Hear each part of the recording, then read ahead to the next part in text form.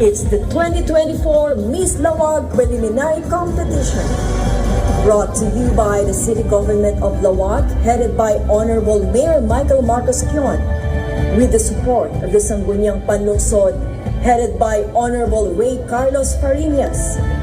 Tonight's guests, GMA Sparkle Artist, Manolo Pedrosa, Mr. State Colleges and Universities Athletic Association 2023, Juan Carlos Lopez, Miss Aliwan Festival Queen 2023 First Runner-Up, Christine Bilita Baday, Miss Worldwide Philippines 2023, Donabel Erno, Head of Production Design of the 15th edition of Mr. International Philippines and Mr. International Philippines La Union Organization Director, Gabriel IV Galvez, with live performances from the Laoag City Tanok Dancers.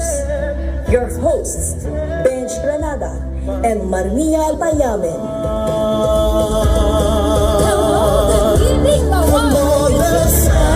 Good evening, Yana, na imbag nga Rabiyo ka Ilyana.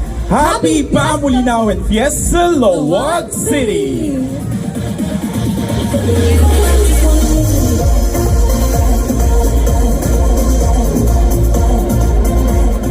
Welcome to the preliminary competition of Miss Laoag City Pamulinaw 2024.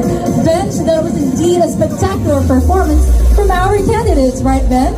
That was indeed correct, Yana, I agree. And it's a perfect way to start tonight's celebration of beauty and elegance. But nonetheless, let me ask you, our reigning queen, how's your reign, and do you have any advice to our candidates tonight? Well, Benj, the best advice that I could give to our candidates tonight is to just live the moment. I know how pressuring it can be to walk on the stage, carrying all these pressure and these expectations, but you know, when you stay true to yourself, when you stay confident, stay calm, we can easily shine the brightest. Wow, talaga namang panalong-panalo pa rin yung sumagot ang ating Miss Laoag City. Palakpakan naman natin guys, Miss Marnia Lord and Sayamen. Thank you so much, Ben. Thank you so much, everyone. But tonight is not my night, and I am very excited to feel and to see who among our 16 lovely ladies will shine the brightest tonight. So, it's time to meet our candidates. Ladies and gentlemen, our 16 lovely candidates, starting with candidate number 1.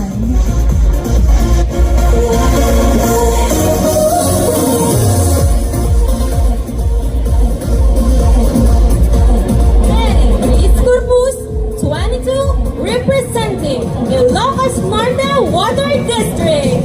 Shanti Kibuyan, 20, representing Sadiri Di Calaya.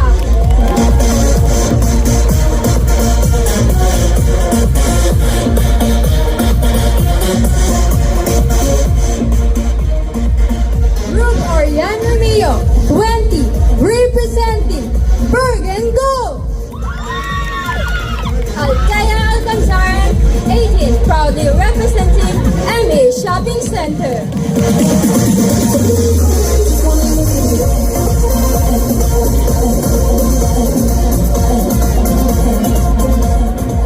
Stephanie Mateo, 18, representing Double K Computers Retail Services. Crystal Faith Ancheta de la Cruz, 24, proudly representing 4J Carnival and Amusement.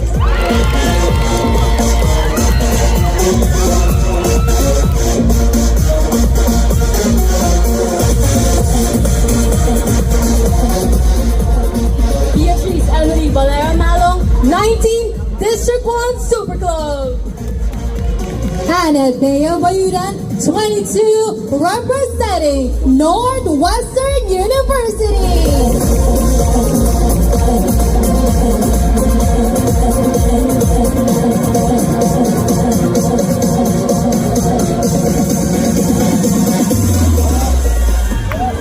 Julian Nicole Titi, 23, representing Nenri Hotel Mobility Station, Laoag, Paris. Trisha May Baraga, 20, representing Clifford Gorospe Salon.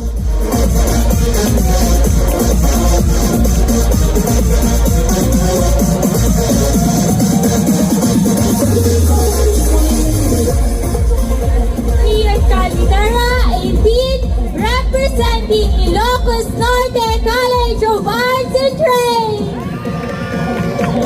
Teresa Donald Dayu, 18, proudly representing Katsa Caillou.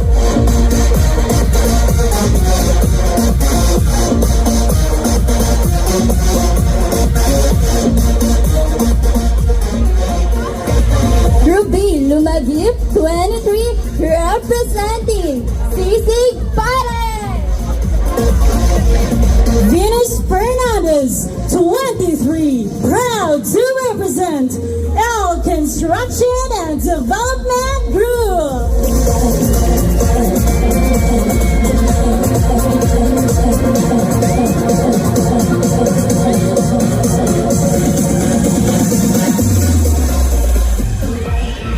Army Valerie D. Lahit, 22, proudly representing JFK Tile and Stone Builders. Infinity Lao, 18, representing the Premium School of the North, Ilocos Norte National High School.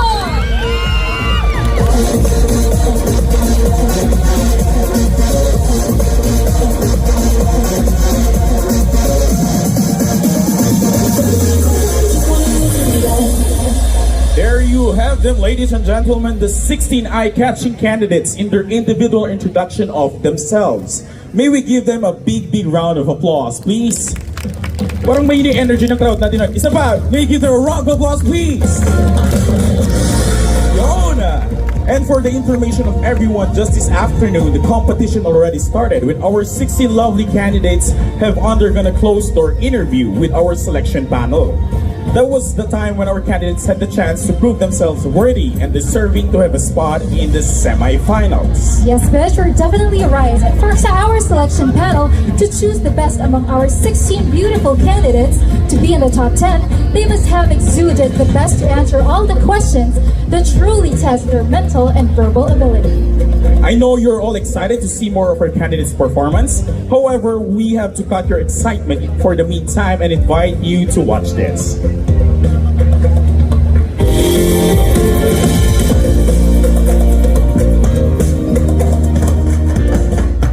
Wonder this time.